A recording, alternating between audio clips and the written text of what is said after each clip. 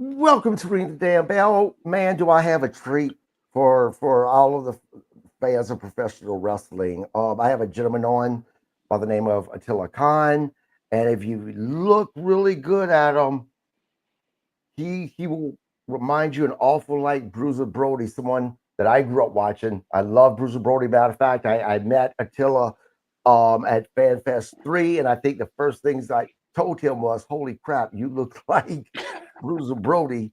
And you even described yourself, if I remember reading correctly, that you are if Bruiser Brody and Abdullah had a kid together, it would basically be you. Is that me quoting you correctly? That is. I always people, if Bruiser Brody and Abby had a baby and then it was raised by Harley Race, uh, that's what you'd get right here. And Yeah, I hear the Brody comparison a lot, and I even hear it from Barbara, who nobody yeah, knew Bruiser better than Barbara. So absolutely. it's quite a Yep, compliment, absolutely. actually. Yep, yeah, Barbara Goodish. What an amazing woman. She's actually going to be in the podcast here. And real quick, guys, Attila has some shoddy internet going on. He is actually in the middle of a pretty bad storm. They have tornado watches going on. So if we should happen to end abruptly, I'm sure Attila will reschedule it if need be. Absolutely. He has some storms going on. And you mentioned, you talk about Abdullah the Butcher, man. I'm friends with Abdullah on social media, and there's a Hmm. picture of him smiling. And talk about, confuses a guy when you watch this absolute legend growing up wrestling. Usually more times than not, blood on his face and having him smile, it just kind of throws you a little bit. But I want to get into your career Oh yeah. because you very interesting person. You're a veteran of Desert Storm. So immediately after Yes. high school, you actually joined the military, correct? Actually, 35 years ago today. Wow, 35 years ago today was my first day in the United States Marine Corps. awesome! Thank you for your service. Thank you. And then from there, you went into law enforcement. Is that correct? Yes, I got out of the Marine Corps in 1994. Did a combat tour, Desert Storm. I was in a Golf Company 27 infantry unit in the Marine Corps.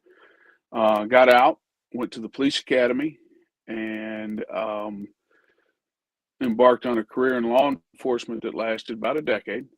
And then I since moved on and um, done another job since then. But yeah, I worked in law enforcement, a detective. Was actually part of the major case squad in St. Louis that did like homicide investigations, things like that. Yeah, my brother-in-law is actually just retired. He was a lieutenant detective, sex Okay. crimes, back in Louisiana. So, appreciate everything that you did, not only in the military, but for your community as well. Thank you. Um, so you were always a wrestling fan, correct? Yes, I grew up about 30 miles south of St. Louis. I'm still in that same area, and we have a television show called Wrestling at the Chase. And Larry Matisick, Bruiser Brody, uh, who was my hero as a kid. I laugh. I tell Barbara, I say, I have to watch so I don't embarrass myself. I go, because every time I still talk about Bruiser Brody, I revert back to that kid that was a fan. And that, the first wrestling match that I ever saw live, the main event was Bruiser Brody versus Ric Flair. And I was 10 years old, and I knew at that point I wanted to be a professional wrestler. And our family were really good friends with Pat O'Connor, who was a former NWA world champion. We did family holidays and everything with Pat O'Connor as well. So I was a fan. I was an over the top fan. I mean, it was, everybody, young guys always have their football players and baseball players that are their heroes or whatever. And, mine were Bruiser Brody and Harley Race and people like that. Yeah. So when you graduate from high school, why not go into professional wrestling? What made you decide to actually join the military before you pursued your dreams in professional wrestling? Back then, and I say then, like I said, it was 35 years ago. Getting into professional wrestling it's not like it is today. It's not like you couldn't go on the internet. The internet didn't exist and look for a professional wrestling school. I mean, when I was growing up, you had a better chance of meeting somebody from Venus than knowing a professional wrestler. It just wasn't, unless you were in one of those places, that a lot of the boys lived, or there was like a training area right there, but it wasn't, so it was really one of those, how do you even do this? You didn't even know that it was obtainable, because back in those days, I never knew that Bruiser Brody was, Frank Goodish. Right. I didn't know, the, those characters. That's all you knew, and unless you really had an inside to the business, there wasn't the opportunity, and it was a lot tougher. It was a lot tougher when I broke in 1994 to get into business than it is today. Yeah. So you mentioned Pat O'Connor, who was the NWA world champion back when you knew Hmm. him. Um, as a teenager, he actually brought you into the locker room where a Yes. chance encounter, would I dare to say, kind of changed your life in a way that would eventually come full circle with you getting into professional wrestling, correct? Yes. We would go. Pat would give us tickets to the shows and stuff like that. And there was one night he said, "I want you to come back in the back. I want you to meet some people." And I was probably in about eighth grade at the time. I was, 13, 14 years old, whatever. I was a football player and whatever, and took me back and he introduced me uh, to the champ, Harley Race. And there was a picture taken that night of me, Harley, and my little brother.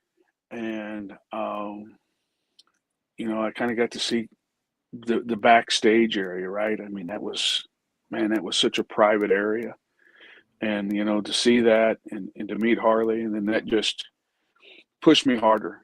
As I grew up, I was like, I want to do this. In fact, we had a Marine reunion, and some of my buddies were like, "Man, you always said you were going to be a wrestler. And now you've been doing it, for 31 years."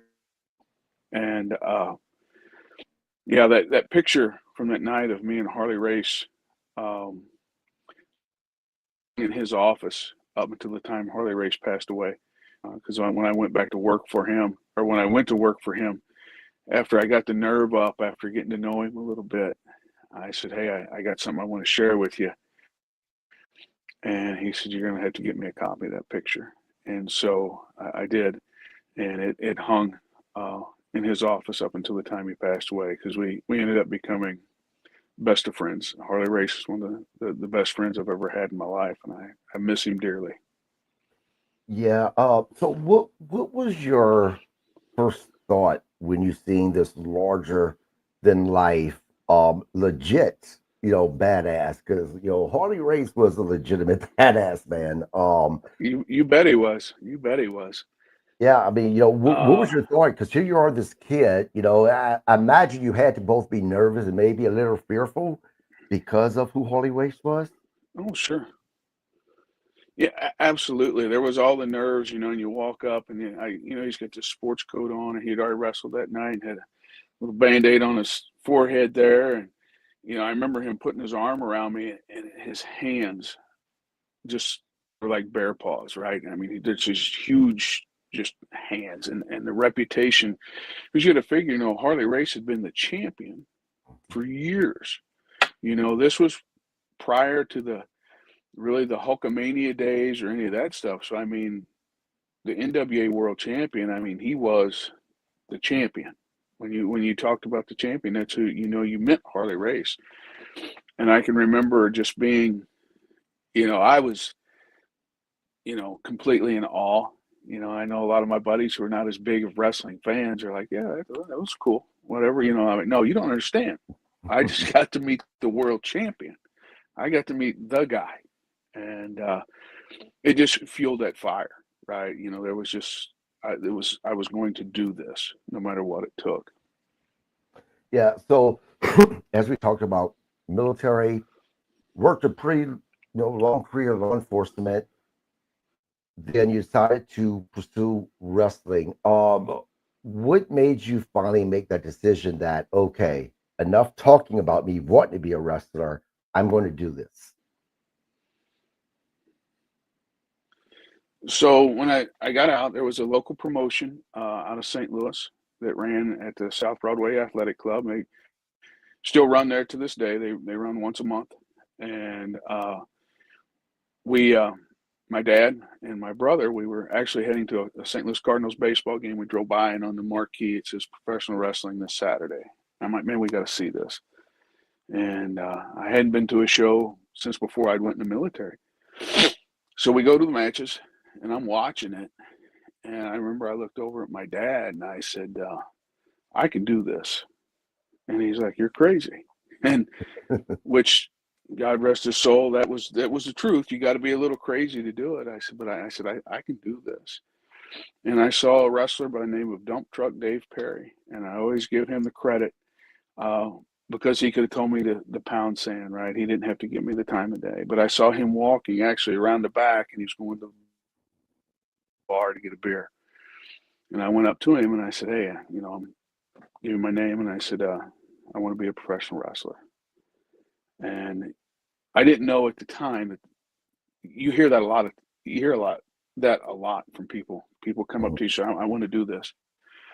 And I'd say if 10 people start, within 2 months, you're probably down to 3.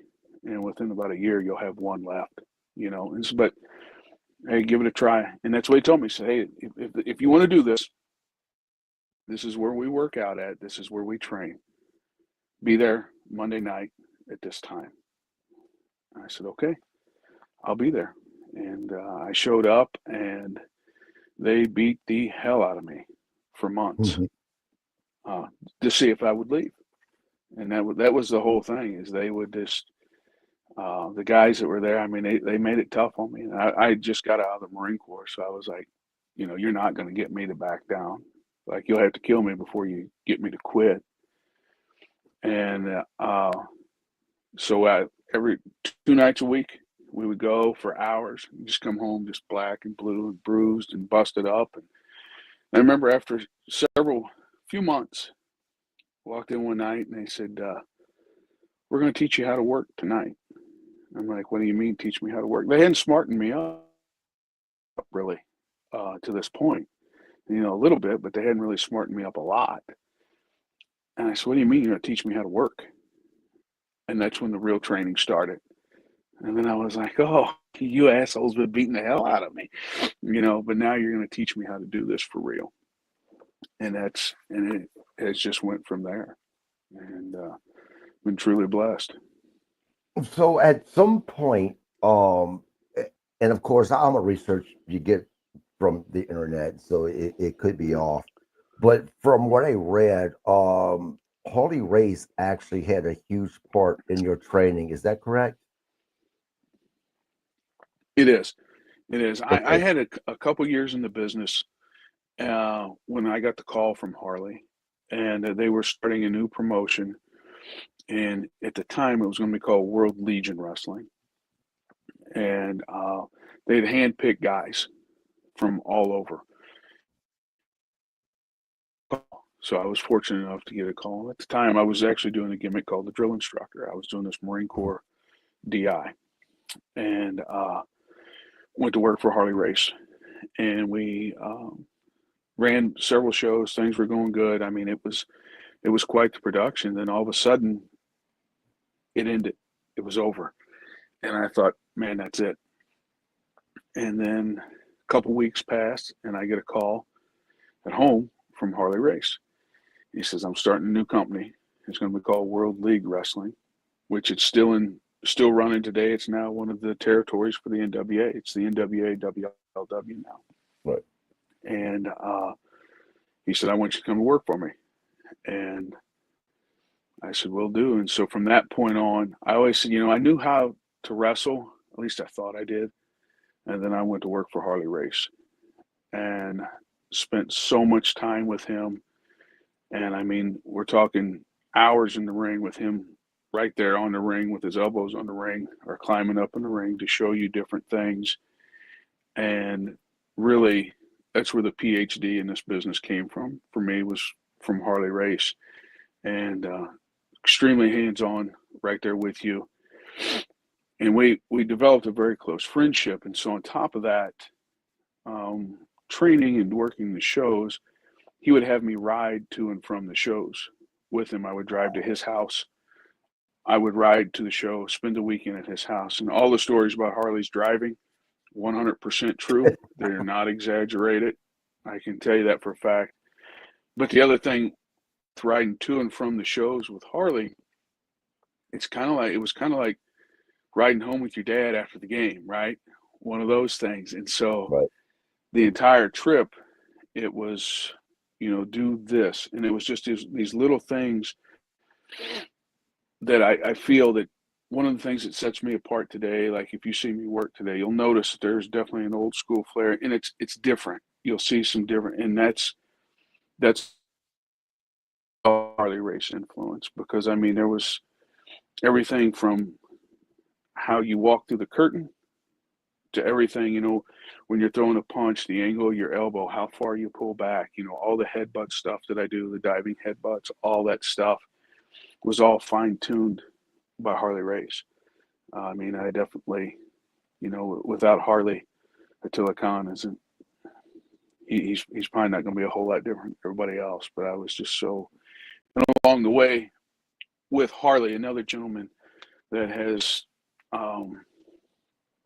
become my best friend, and we spend every time we get together was Haku. And Haku, Harley put me with Haku, right? Like when Haku started coming into work for Harley, he would have me and Haku ride together. He would have, me and Haku would stay at the house with Harley. We would wrestle each other. We would train together. And so, that was Harley's way of paying it forward, really, because there's a really neat story of how Haku got to know Harley Race back in the 70s before he ever became a professional wrestler. And Harley really helped him. And then when we moved, fast forward to the years, this is way of Haku paying back, Harley helping him, putting me and Haku together. So between those two guys, between, Harley Race and the influence of Haku as well, I personally feel that I'm extremely fortunate. In my opinion, it just didn't get any two guys. Right. And real quick, to show you or to tell the fans just exactly how good Harley Race was, when you talk about Haku comes from that bloodline of Samoa wrestling, right? Who he had Tongan. He's Tongan. Yeah. yeah, he had that access though to so many Yeah. people he could have turned to, but Harley Race was his guy, and that shows you exactly just how good Harley was. But I want to go back a little bit. When Harley gave you that phone call, did he know that you were once that nervous little teenage kid that met him all those years before in the dressing room with Pat O'Connor? Uh, Not at that time. He didn't. He did not know, because I hadn't worked up the nerve enough to go up and go, hey, I'm supposed to be here working for you, and I'm going to this professional wrestler, but I need to put that to the side and let you know how big of a fan I am, and I was this kid. And so at that time, but it was real soon, not too long after that, I kind of got the courage up and was like, we actually met each other, many, many years ago. And, here's the picture. I had the picture stowed on me there so I could show him, Right, this is, right. uh, And you talked about, Harley actually getting in the ring with you to, you know, pass on that PhD, if you will, with the training and stuff like that. Mhm. I mean, having both Harley and then Haku, I mean, you were literally, pretty much, within even the training world, living a dream by having those two guys as your trainers and your influence. Mhm. Um, was it whose idea was it for you to go from being the drill sergeant to another character that you started to play after that? It was actually I had after several years with Harley, um, a lot of injuries had started to stack up. My body was beat up pretty bad, and I actually stepped away from the business. I ended up having reconstructive shoulders. I got 13 titanium anchors. I got 8 in this Wow. shoulder, 5 in this shoulder. I've since had my neck fused as well.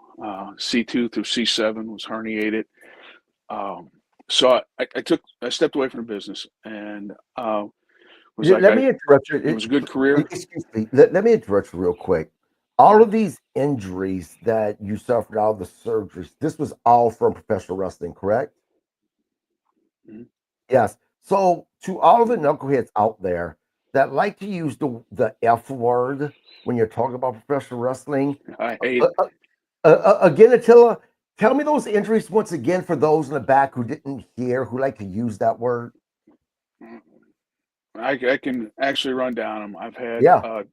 3 reconstructive shoulder surgeries. I have no labrum on the left side. I have 8 titanium anchors in my left side, 5 titanium anchors in my right shoulder.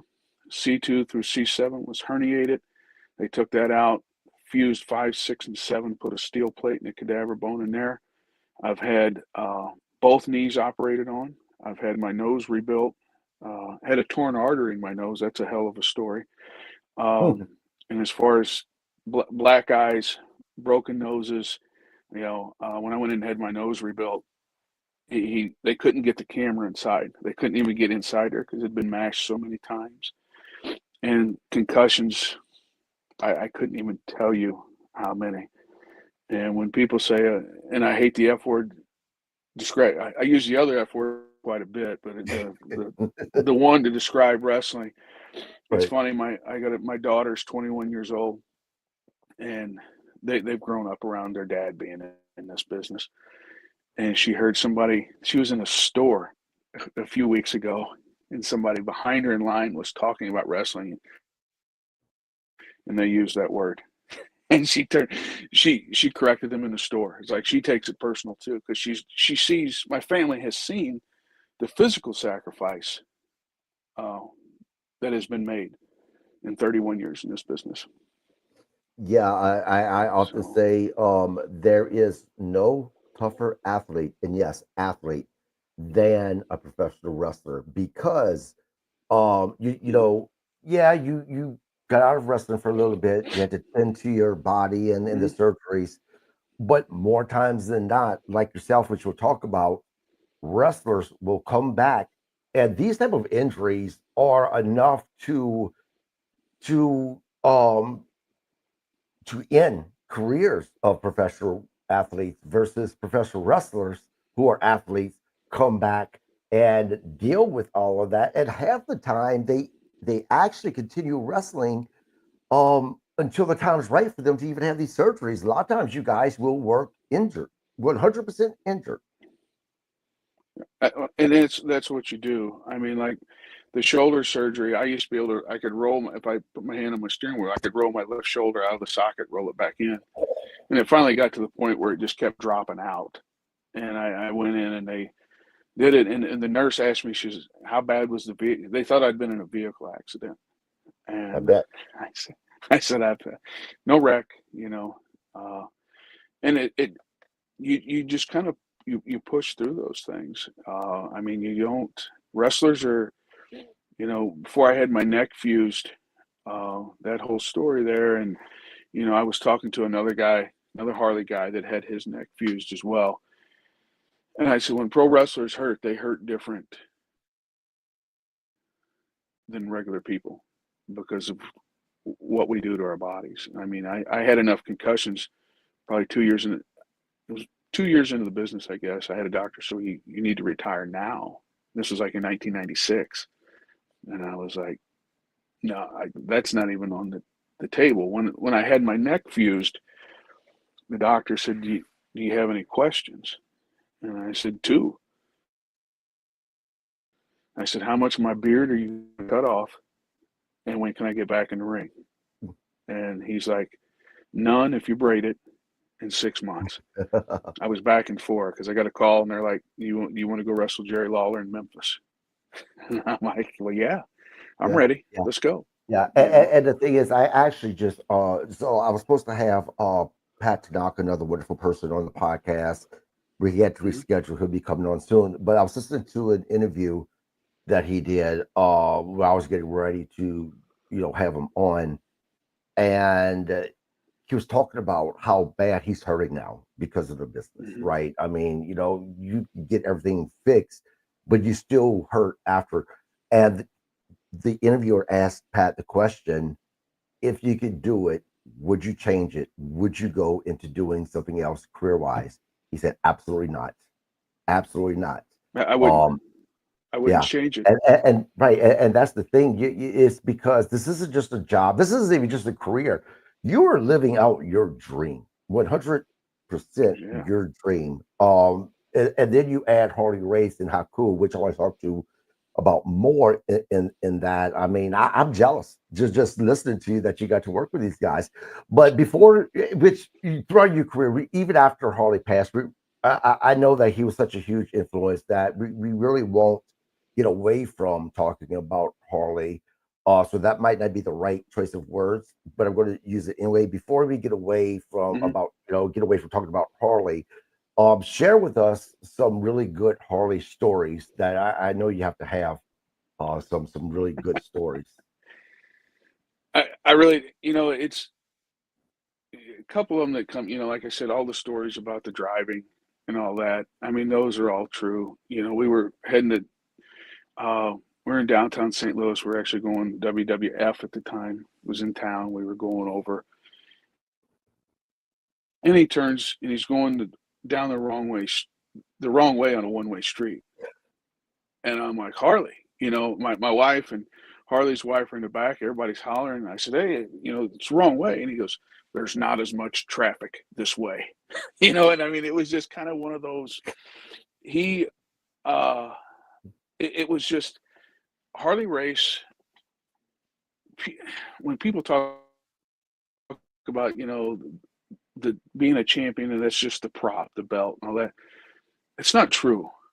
Because when Harley Race was the champion and till the day he died, he was the champion of everything, right? Like when it come to drinking beer, I tried and I could not outdrink him. When he was younger, whether it was fighting, whatever it was, he was going to be that guy. And everything you see about Harley, it wasn't a gimmick. I mean, that's why he was so believable, right? And we were working a show. I was working with Trevor Murdoch. Trevor was just a kid at the time, was coming up in the business. Him and I are working, and we're supposed to go like 20 minutes or whatever. And right off the bat, he hits me with like a DDT or something. And I didn't hear the first count on the mat. So instead of kicking on what I thought was 2, the ref counted to 3 because I didn't hear the first one. So all of a sudden this match is over like 1 minute into it and I get pinned. I absolutely lose my mind, right? I'm embarrassed. I'm mad. I think the ref screwed me over. I mean, the whole gamut, right? I go to the locker room and I'm like kicking trash. I'm throwing a hell of a fit. The door open and there's Harley. He walks back and he goes, what was that? And I said, I didn't hear the first count. I said, it was only 2. He goes, it was 3. And I'm still pissed and I'm carrying on. And then he starts laughing.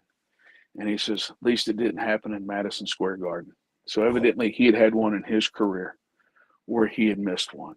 And but that was Harley was the stun, the taser, the shock, the little stun gun. He carried that with him, and you'd be stretched out. You got your tights on, and back then everybody rubbed up with baby oil and all that stuff. And you'd be bent over, stretching out, and he'd come up and he'd hit you right in the ass cheek or something with that stun gun, and just light you up, man. You'd hear that thing start cracking, and everybody it was like a hand grenade went off. We'd all run like hell because he was going to get. I mean, he was ornery. Oh crap, he was one ornery dude, but he was. My wife refers to him as one of the most kind human beings that she's ever met. And I mean, I'll tell you a great story. They were staying here at the house with me and my wife, and the women had went to bed, me and him sitting up drinking beer. And I put in Starcade 83. And because him and I actually used to watch a lot of films together, almost like a coach and a player. He would show me films to demonstrate what he was telling me to do, right? And so that wasn't an unusual thing that we would watch matches and he would tell me so I could really emulate what he was doing, right? This is when I tell you to get your elbow up, it's going to look like this. That's the way it's supposed to look, But sitting in my living room with Harley Race, drinking beer, watching Starcade 83, Flair for the Gold, him and Ric Flair in the steel cage, and having Harley Race narrate the match as it went. Wow. I mean, I could have sold pay-per-view tickets for that. To sit there and have Harley Race going, yeah, Kaninsky was in the way here. This was supposed to be here. This is what we did here. We were wanting to get to there. So it was, we developed such a friendship.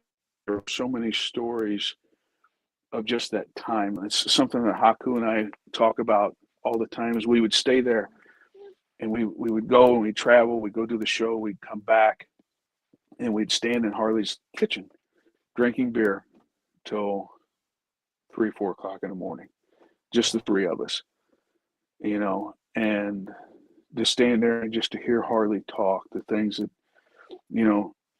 not saying a word. And there's even a guy like Haku, and he's not saying a word because the thing is, Harley Race is speaking. And when Harley Race speaks, you listen. And like I said, the wrestling world misses him. I miss him as a wrestler, and I miss him as a dear friend as well. Yeah, I tell you what, I over the years I read about how heavy of a smoker he was, and that always that to see Harley Race go get into the ring and go like he did, knowing that he was this quote unquote heavy smoker, it always amazed me because it's like, God, that again tells you how good he was, because being in good cardio shape outside the ring is much different than being in good cardio shape inside the ring. And I mean, absolutely, yeah, absolutely. It's completely different. Ring shape is completely different. Harley used to tell a story. He went up to work with Bruno. Bruno was a body guy. Bruno Sammartino had that body on him, right? And they get up there and they said, what are we going to do? And Bruno was used to going about 15 minutes a night, and Harley was used to doing 1-hour Broadways 7 nights a week, sometimes twice on Sunday, those type things. And Harley, at the time, NWA was the big kid on it. He said, we're doing an hour. And Bruno was like, I don't do an hour. He goes, well, you are tonight. And he said at about 30 minutes, he said he felt something licking, like this wet. And Bruno was actually licking the sweat, trying to get moisture because he was so blown up. They finished the 1-hour Broadway, or the 1-hour match, and Harley said he rolled out and he got to the locker room as fast as he could because Bruno was this big physical fitness guy. Harley said, first thing I did is I cracked a beer, lit a cigarette, and I was waiting for Bruno when he walked in. He could barely walk and he's breathing so heavy. And here's Harley Race sitting there smoking a cigarette, drinking a beer. But that was Harley. That is just absolutely great. So, and you might, you might have answered this. I got caught up into Harley Race. You went from being the drill instructor to another gimmick. Whose idea was that for this to happen? So after I'd taken the time off, my girls were young, and they had found a bunch of magazines and different pictures with me in it. And everywhere we went, people talked about their dad, who was this wrestler. Yeah, but yet they had never seen me wrestle, because I hadn't wrestled when they were young. And so I took them to a show, took them to an SICW show with Herb Simmons. Because, I knew everybody there, great relationship with Herb since day one of my career. And so we're talking to him, and Larry Matisick, Herb Simmons, Ron Powers, Gary Jackson, like, man, we'd really like for you to come back. We could use a guy like you. And I was getting ready actually to go through another surgery. Mhm. And I was like, no, I think I'm done, Well, I did the surgery, and I started feeling pretty good.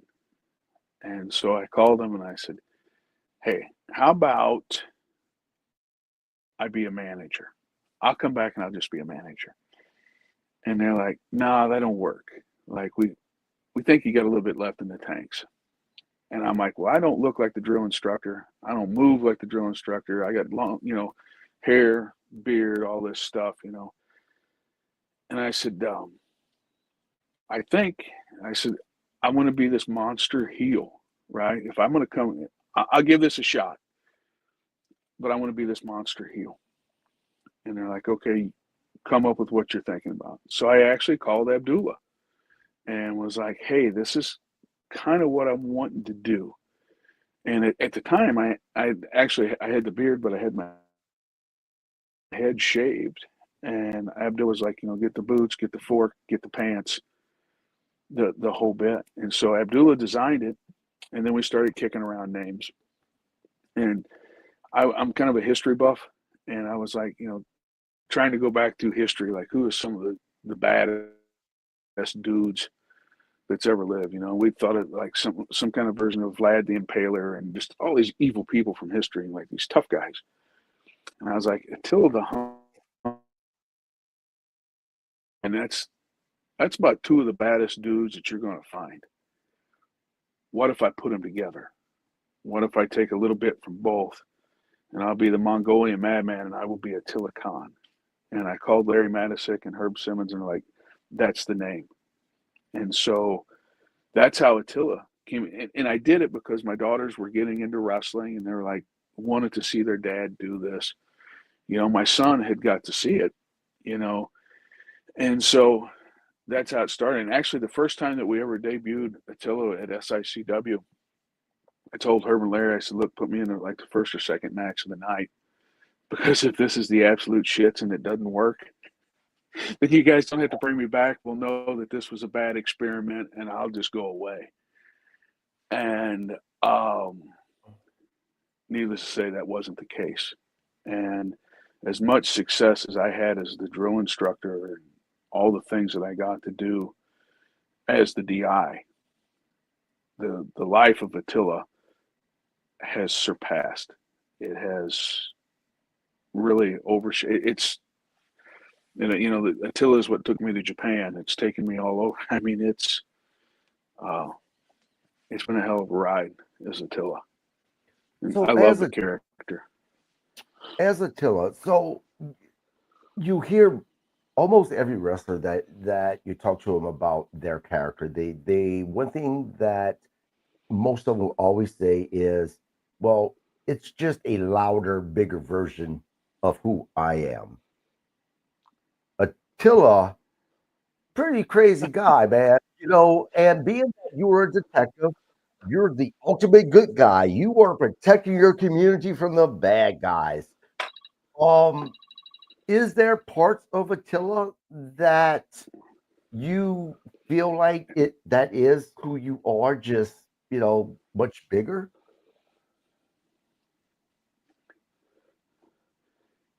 In a way, Attila comes, as shocking as that might be, because I'm a pretty even keel guy, Mhm. honestly. I'm a pretty laid back with a lot of things. But there's also, you got to remember, there was that Marine that's in there. There's warrior mentality, and I am a very aggressive person. I loved physical contact. I love contact sports. I love all those things. And so there's that wild side that's there. And with being Attila, I can just take that inside of what's inside Dennis McCaw's, and I can turn that all the way up. And when I become Attila, and you can ask like a lot of the people that are in the locker room with me and stuff like that, there's really a transformation that occurs for me to kind of get into that mindset. Every minute that passes as it gets closer for me to go out to that curtain, I'm getting there. I'm getting there. I'm getting there. And by the time the headdress goes on, I mean, it's like riding a bolt of lightning, right? Like now it's time to go. And it's going to be crazy and bizarre and wild and off the chart until I come back through. And so, yeah, believe it or not, it's even keel as I am with so many things. And, you know, my daughters would tell you I'm a big pushover. But there is that where I can turn that up. And I think that's what makes it. And I've wondered, could I have been an Attila 20 years ago, 30 years ago when I got into business? And I don't think I could have. I think Attila had to have the life experiences that I've had. I think Attila had to mature in this business. And when I came back as Attila, I could take all it. You hear all the time, like, I wish I knew now what I didn't know then, or whatever, you know. And I feel with Attila, I was able to take everything I've already learned, bring it forward, and then everything I've learned in life, put it together. And I think that's why it works so well. It's a lot smarter. Right. So tell me about your very first match as Attila Khan. Did you get the reaction from the fans that you wanted to get? Was it not there yet? Did it take you longer? I mean, take me through that first match. You know, the first match I went out there, and you know, I had initially said, look, I never want to win. Right. I want to be disqualified every time, or I want the decision reversed. I never want to win. I want to be like that guy. And Larry Matisic was like, no, he said, you have to win sometimes, right? You got to do this. So they're going to put me over. And I remember getting ready to go to the curtain. And there was a lot of nerves. And it was odd for me to get the nerves that many years later, you know, but there was nerves. And I think when I first went in, climbed up in that ring, I looked so much different than anybody else that was there. You know, they're looking at me like this is different. And then the bell rings and it's just this animal. You know, it's this chairs and all that stuff. And it did. Attila got an immediate reaction from the first night I went out. And I feel very fortunate that it, you know, went out, and I just kind of, you know, we went on a run where they just fed me opponents for several months. There was some months we did gauntlet matches where they would run 3 or 4 guys out. Like every time I'd pin one, they'd run another one out, and I'd beat another one up, and there's blood everywhere. And, you know, it was just crazy. And it really helped. Herb and Larry did a very good job building the mystique of the character of Attila, because it was different. There's nobody that does. And I would say still in the business today, you don't see anybody that looks like Attila in most of the locker rooms, right? You know, or works that same style. And Herb and Larry, very knowledgeable, like, hey, this is something different, and it's marketable, and people are going to like it. They're going to love to hate it. They're going to hate you, but they're going to love to hate you, you know? Right. So was there color in your very first match? I don't think in the first one, but I don't think we got too far down the road, and the color started to flow, and which has kind of become a trademark as well, which is a throwback to the old Bruiser, Brody, Abdullah days. And it's funny because the months that there isn't color, I get hate mail. It feels like I bought a ticket to come see the blood, you know, running down the aisles. You know, well, it doesn't happen all the time, you know, but unless you're in Japan, then Japan, it's every night. So right. And that's what I want to talk to you about next is Japan. How did you get there?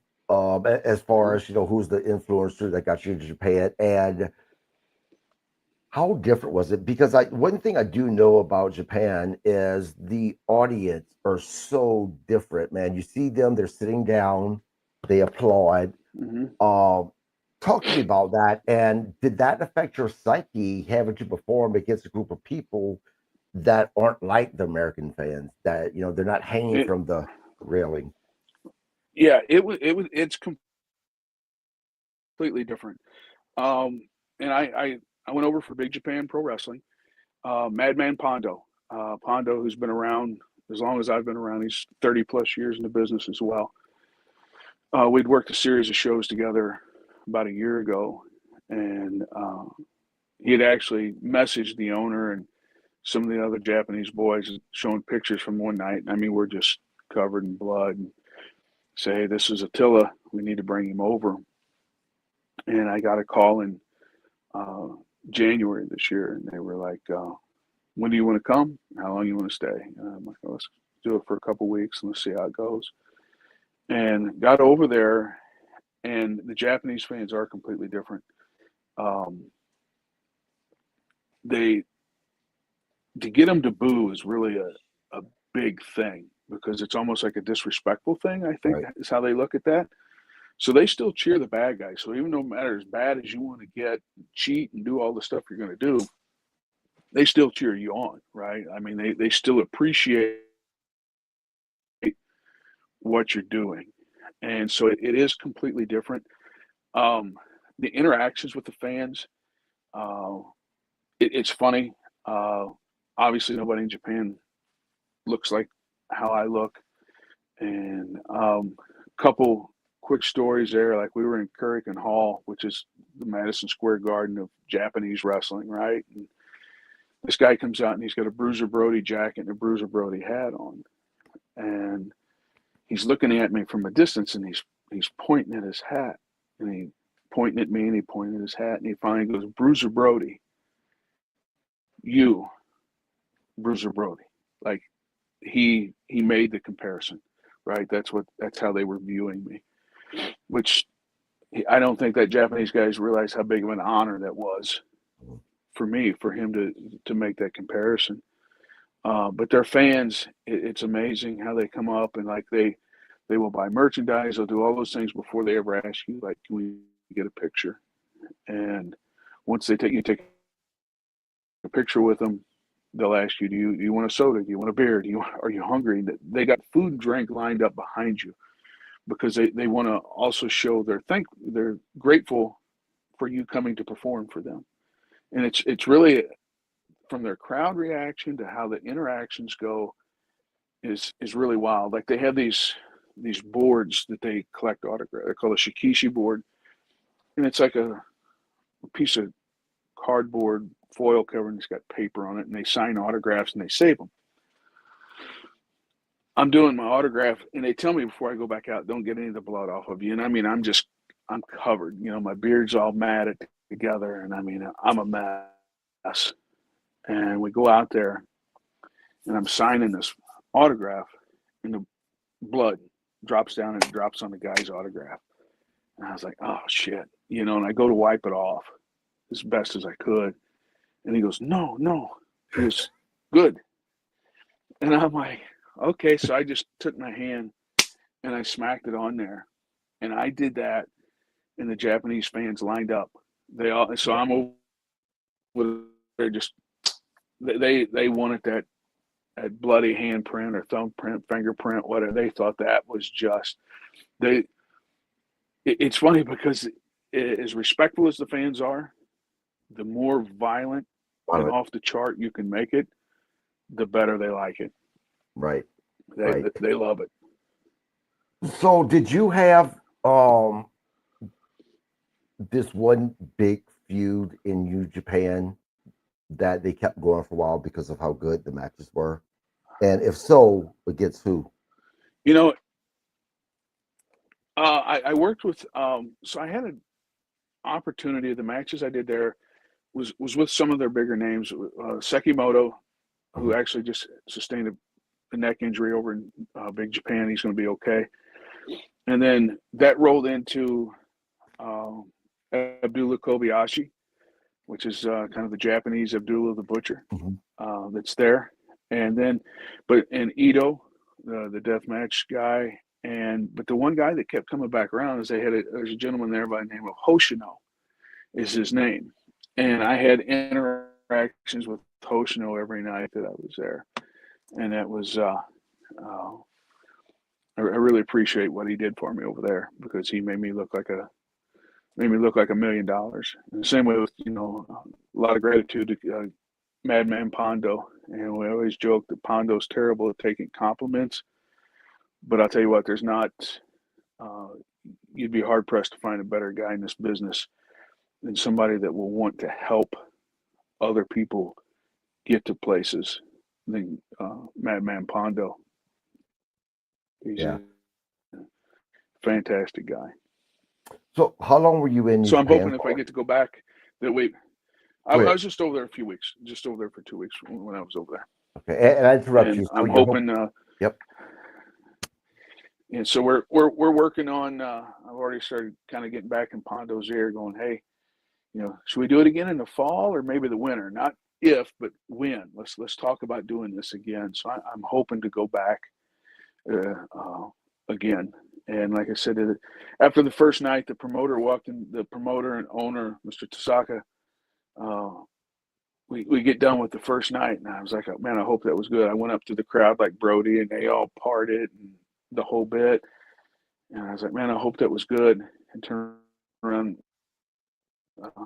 Tosaka's got 2 beers for me. And he hands me 2 beers. And so Pondo's like, he's never brought beer back for anybody else. I think it went good.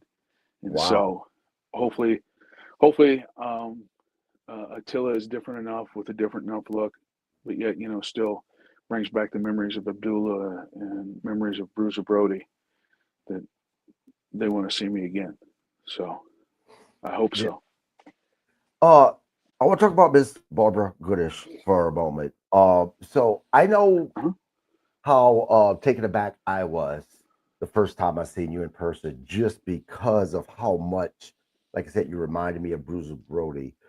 When you met Miss Barbara Goodish, what kind of reaction did you get from her? I mean, was she taken aback at first, or because she was familiar with you, maybe through TV or Mr. Herb?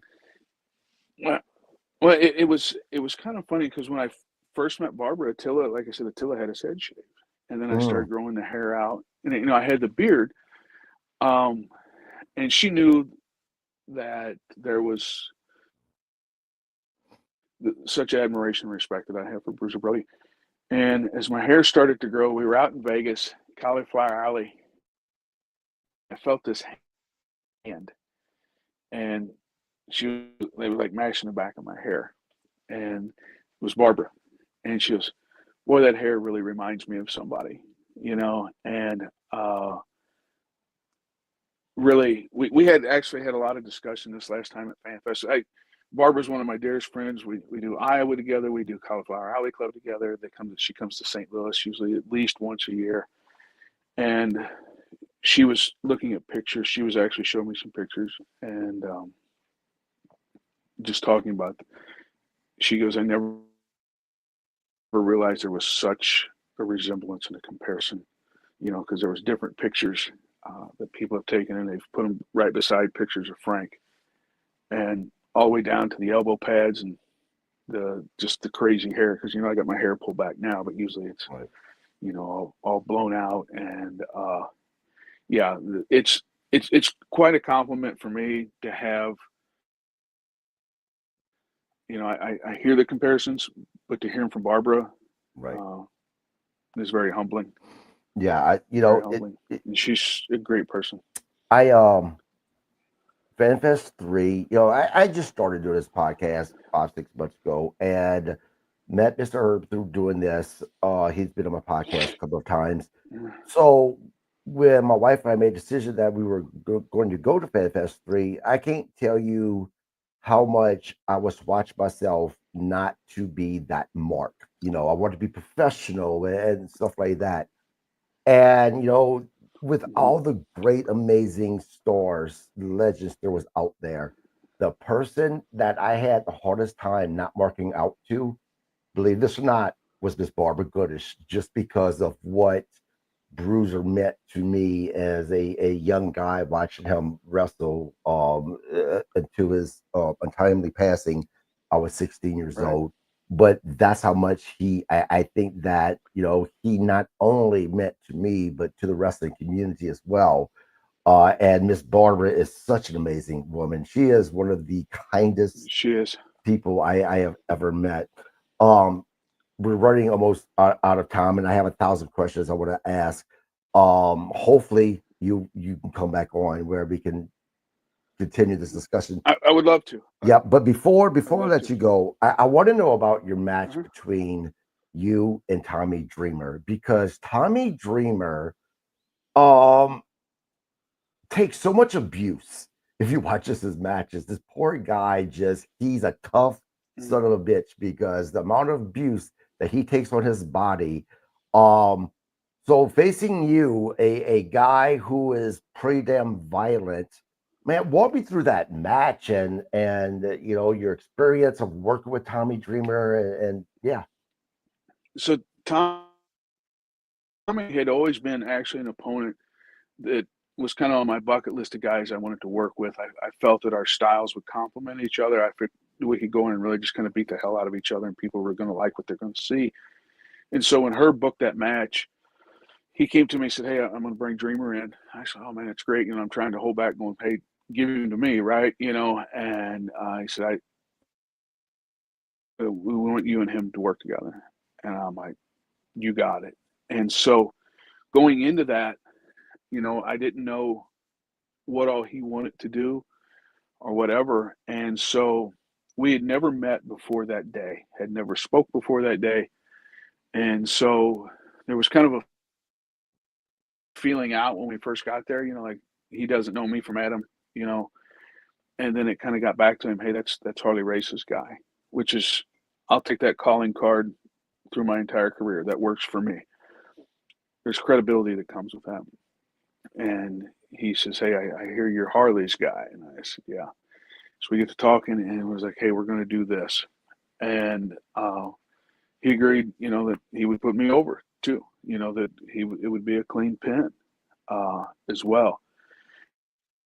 And we went out there and worked, and he actually put the match together. I had some input, like what I wanted to do and how he wanted to get there. Called my spots basically, but he was like a lot of his stuff that he called was making me look like an animal. I mean, just some of the stuff that I was doing. We uh, trash cans, tables, chairs, the whole bit. I'm colored up, and the finish on that match was I actually spear him through a table into the corner and covering for the 1, 2, 3, and that was like, how do we get to there? And Tommy's like, we'll do this, we'll do that. I'll take the face bump into the chair. I'll do this, turn, and you spear me into this through a table. And for a guy, just Tommy Dreamer, in my opinion, you know, at one time, especially in the height of ECW, there wasn't anybody bigger in ECW than Tommy Dreamer. Yeah, Like, yeah. he was, and for him to come in and go, "Hey, why don't you spear me through a table to pin me?" I'm like, "All right, man, yeah, I'll do it." Absolutely. And we've talked since then, whatever. And he's like, "Hey, if you ever want to do it again, Right. you know." It was a great match. Another guy that was kind of along those lines, probably one of the best matches I ever had, was with Nick Aldis. Well, Was another one that was just. There's a few fans that are out there that they say it's their best match they've ever seen me in. And Herb Simmons, he said in his top 5 matches of all time, not just ones he's promoted, but 5 matches if he had to pick one, would have been me and Nick Aldis would be in there. And that was, we put that together. He had just lost the belt, the NWA belt, and came in for us. And he said, everybody's going to expect you to brawl, and they're going to expect me to wrestle. He said, so why don't we go out tonight? You wrestle and I'll brawl. And I go, fantastic. And we went out and kind of just really complimented each other's styles and did a little bit of both. And we got back and Aldous is like, anytime, anywhere, we can do this again. I'm in. That's awesome. So he's another one. So a couple more questions, then I'll let you go. I want to ask you about an upcoming professional wrestler. I think that she's going to change the women's division sooner rather than later. I want to protect her by talking mostly kayfabe, but with some truthfulness in there. And that is Attila Khan. I watched her at FanFest. She is absolutely incredible. Without taking away her mystique, right? I want to keep that there. Sure. Would you think about her, and you know, how many more years do you think that you see her being on the indie scene before she really explodes, man? Because I think that's coming. I will tell you, Attila Khan will be a name that everyone in the professional wrestling business will know at some point. I think if we have this conversation 1 year from now, it's going to be different as well. As the daughter of Khan, her training has been unlike probably any female goes through, and it shows in her moveset and her aggressiveness and her athletic ability and her size, her looks. I mean, it's everything.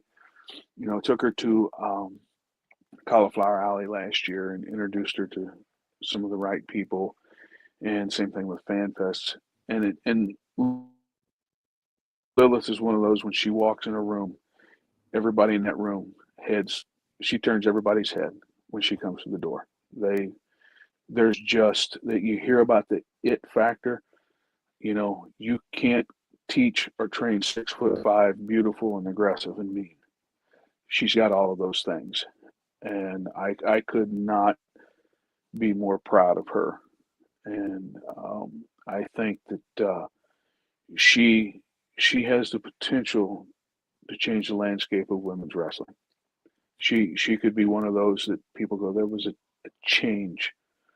And I will tell you, there's a lot of the right people very interested in her. Yeah. The one thing I will say about her, whenever I'm watching a wrestling match, oftentimes I'm drawn to the facial expressions, because someone can sell something all they want, but if there's not a facial expression there, it takes away from it. And the fact that she's only been in the business for the amount of time, which has not been that long, and just the facial expressions, regardless she's taking it or giving it, man, I'm like, holy crap, that right there, I'm like, this young lady is it. She's going to be the next big thing, in my opinion. Are you going to be in Vegas for the reunion? I will be. Awesome. I'll get out on the 16th, and I'll stay through Thursday. Awesome. So I'm looking forward to be there. Go ahead. Waterloo as well. I'm going to be in Waterloo for the Lou Thez deal as well. Awesome. I'm looking forward to seeing you in Vegas. Is there anything that you want to plug or give information out about what's coming next for you? And I tell you, we got a lot of stuff coming up. SICW wise, that's my home, but I do branch out and kind of go wherever my services are needed, or that people want to see me. Just follow on social media. A lot of good things coming up this year. A lot of good things. Hopefully it's a wrestling business, and so a lot of them, till it happens. I don't talk a lot about what a lot of those things are. Like I said, I appreciate the opportunity to come in tonight and talk with you. The pleasure is mine. Trust me, because Look, you are a throwback, you're right, of old school wrestling, what I grew up on, and I absolutely love who you are in the ring, your look, everything. It reminds me of so many Thank things. you. And to have someone like you to want to talk to me on my Liberty podcast, I am so thankful for it, man. I appreciate that. No, I appreciate the opportunity, and if you ever, you want to do it again, and you want to focus on just a specific part, and we can talk I about wrestling Yep, because, man, I love this. I love this sport, and I'll always refer to it as a sport because you have to be an absolutely. athlete and the sacrifice that goes in with it. I love wrestling. Um, it's a huge part of my life and my who I am, and I just so anytime I get a chance to talk about it, I love to do it. So I just appreciate you so much for giving me this platform to do this tonight. Well, thank you. Please hit subscribe. We'll be on tomorrow to do a review of AW Dynamite. Um, Again, thank you so much. Stay on for me once we end. I want to talk to you briefly. So until then, Sure. guys, we'll see you tomorrow for the recap of AEW Dynamite. What do we think about the 4-hour show that they're doing tonight? Join us and find out our thoughts on it. Until then, you guys have a great one.